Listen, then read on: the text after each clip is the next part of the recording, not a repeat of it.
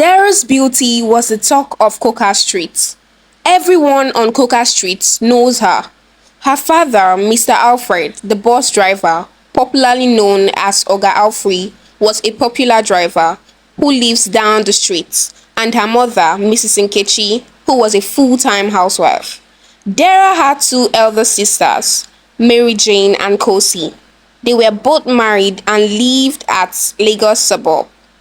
Dera was 14, young and beautiful. Her beauty seemed to glow like the morning sun.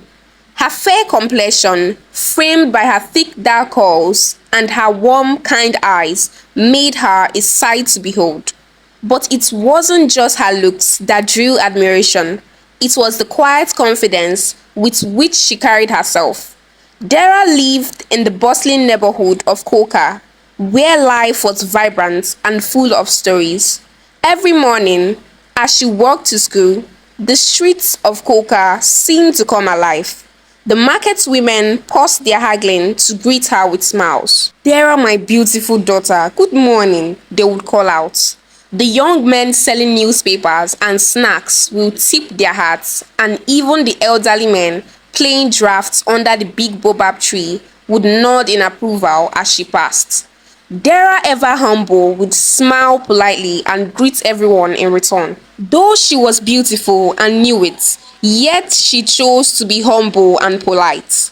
Back at home, Dera's life was not as symbolic as people saw it on the street. She was constantly under pressure. Her mother, who is now tired of being a market woman, had retired to stay at home. She had been selling vegetables in the market. However, after the marriage of her first and second daughter, she decided to stop hustling. "For how long will one hustle?" Mrs. Nkechi asked. It's time for her to enjoy the fruits of her labor. But each time Mrs. Nkechi goes to visit her daughter, she returns home with tears. They had not given her as much money as she thinks she deserves. "We are still starting life, Mama," said Mary Jane, when she was preparing to come back from the omugwo of her second grandchild. "Manage us as we are." Oh." Mrs. Nkechi had no option than to accept the little token her daughter had given her. She came back frustrated. All the things she had planned to do with money had become but a dead dream. From then on, Mrs. Nkechi had a special hatred for poor or average men. Mrs. Nkechi blamed herself for being fooled twice. "How these good-for-nothing men came here to marry my children? Were I even blind?" She therefore decided that it's not going to happen again. "I must be a permanent fool if this kind of thing happens to me for the third time." Every time she had the opportunity to talk to Dera, she would explain her predicament to her. "Those women who are traveling abroad, do they have foreheads? Those women who their in-laws bought SUVs for, do they have two heads?" Mrs. Nkechi would explain to Dera. "You are my last hope for eating the benefits that comes from my labor. Your sisters have failed woefully, and now I know you must not fail me." Dera, on her own part, always feels her mother's pain and wanted to help out. Most of the market women who were in this hustle together with her mother have graduated to another level. Some of them who used to be friends with Mrs. Nkechi, like Mrs. Ogadi and Mrs. Akona, have all started flying another wing. Their levels have changed and they let Mrs. Nkechi know by distancing themselves from her. Mrs. Ogadi of those days that I even used to help is now doing guy for me. The day I bumped into her at the Ikorodu market, you need to see the way she greeted me casually. Not like my friend I used to know. She was even dangling her car keys at me. I was so happy that I've seen my old bosom friend, while she seemed to be in a hurry. She did not even show any excitement at seeing me after such a long while. All this made Dera more determined to be the solution pot to her mother. At 15, she set her goals of getting a fiancé who would help her mother out of poverty and give her the lease of life she wanted. One day, on her way from school, she met a man called Nicholas. He was trying to drive out from Zanga fast food while Dera was standing and waiting for him to drive out. But instead of driving out, he parked his car and started walking towards her. Nicholas was obviously mesmerized by Dera's beauty. "Hey, schoolgirl," Nicholas said as he reached towards her. "Can I ask you a question?" he said. Dara stopped. "Yes, I just wanted to ask if I can drop you off to your house." "No thanks," replied Dara. "Why not?" "I'm Nicholas and I live at Amen Estate. You're a very beautiful girl and shouldn't be allowed to walk under the sun." "No thanks," came Dara's reply. "I'm fine." "Okay, if you say so," replied Mr. Nicholas. "This is my card. Feel free to call me if you ever need anything. I will be glad to make you the queen of my heart one day." At this, Dara smiled, collected the card, and walked home. That evening at home, after dinner, Mrs. Nkechi began her usual sermon again. That was when Dara remembered. Mama, something happened today on my way from school. I met this guy.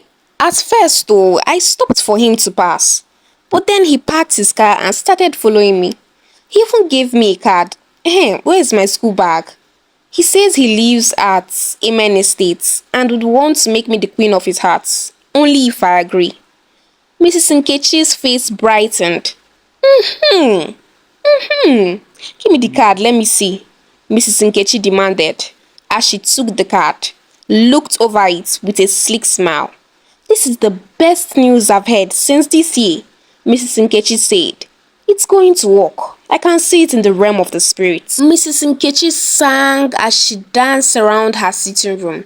After dancing, she sat Dara down and gave her strategies. "See, do not snooze. This is your chance. Thank God tomorrow is Saturday. You must have to give him a call. Let's see what God can do for us from there." The next morning, Mrs. Nkechi loaded her phone with credit. "Oh yeah, where is that card? Call the guy." Dara called Nicholas. "Hello, it's me, Dara. The girl you met on the road yesterday." "Hey, fine girl," Nicholas said. "Wow, and your voice is even the sweetest. When will I see your fine face again?" We can meet tomorrow," said Dara. "Okay, we can even meet this evening at Zanga Fast Food." Mrs. Nkechi sat beside her, grinning as she hung up the phone. Things started out really fast for Dara from the first day they met. They ate at the fast food, but Nicholas was skeptical about driving her home. "Won't your mother shout?" he asked. "No, not at all," Dara said confidently. Most evenings, Nicholas would come and pick Dara after school for a dinner date. As days went by, Dara became more and more distracted at school. She had a group of loyal followers who were obsessed with her new story of being betrothed to a rich guy. "You don't know this girl," said the former. "Her boyfriend has a house at Amen Estates." Many of her loyal followers longed to be like her. Nicholas also drops her at school most days, and any day he was not chanced, he would hire a boat to drop her. Then came the highest point of elation when Nicholas proposed to Dera. It was a day Dera will never forget. He gave her a ring, and it was a diamond ring. Dera was so happy. That was the day Dera packed her belongings to Nicholas' house. Her father, Mr. Alfred, who was not aware of what had been going on, began to notice Dera's absence. Mr. Alfred, Dera's father, was a bus driver. He goes out very early in the morning and comes back late at night. "For 3 days now, I've not seen Dera. Where has she gone?" Mr. Alfred queried. There is a new development," said Mrs. Nkechi. "A young man had engaged Dera for marriage and will be coming on Sunday to come and see you." "Are you crazy or what?" Mr. Alfred thundered. "My daughter had not even taken even a common high school certificate examination, and you are here talking about marriage. You must be joking. By the time I come back tomorrow and Dera is not in this house, you and I will put leg in one trouser." But that was an empty threat. Things were happening really fast between Dera and Nicholas. By Sunday, Nicholas was at Mr. Alfred's house to see him. That was when Dera went to her mother, Mrs. Nkechi, to complain. Mommy, I noticed that Nicholas is a Yahoo boy and has many women he's always talking to. I'm afraid, said Dera.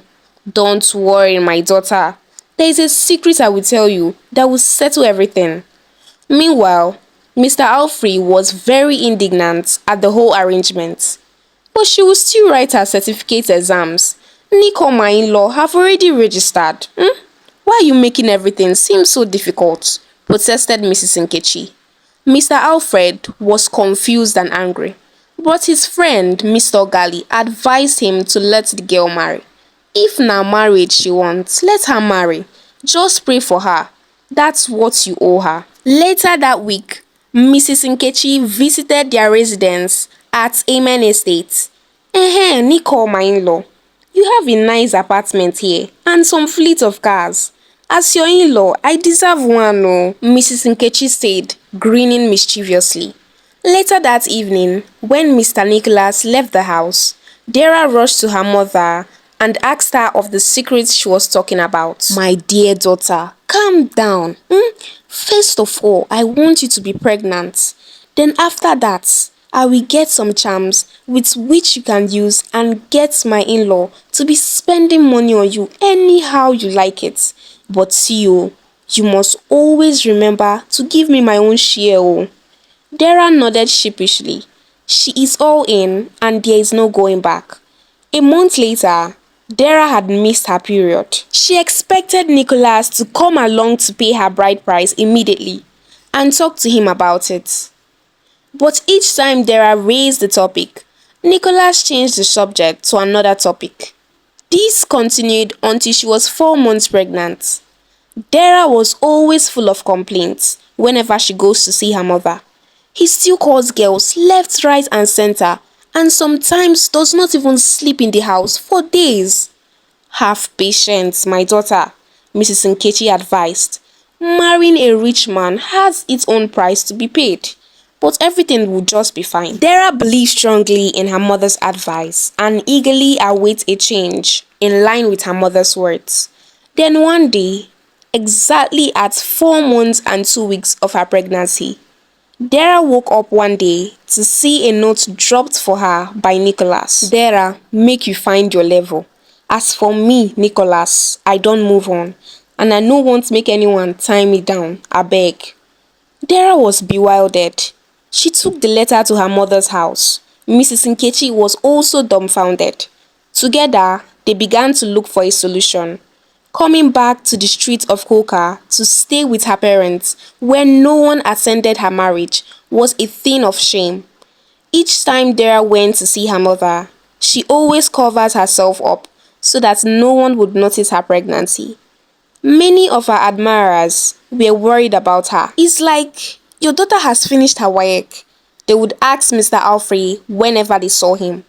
But Mr. Alfred too was as confused as them. Finally, Mrs. Nkechi decided that they would sell the diamond ring so that they could get a new lease of life. You will give me my share, oh, because me, I want to buy a car with mine. At the big jewelry shop where they went to sell the ring. However, it was discovered that the diamond ring was fake. Mrs. Nkechi almost fainted at the knowledge of the news. That night, she sat with her daughter to discuss the way forward. She could no longer stay at Amen Estate as the rent is expired and they had no means of renewing it. The very next morning, Mrs. Nkechi went to buy an abortion pill and gave it to her daughter. Dara drank the pill and in a matter of hours, she started bleeding. It's normal, said Mrs. Nkechi. You have to bleed so that the pregnancy can go out. Dara was losing strength by the hour. Take me to the hospital, Dara said, as she continued to get weaker. At the last moment, Mrs. Nkechi decided to take her to the hospital to save her life.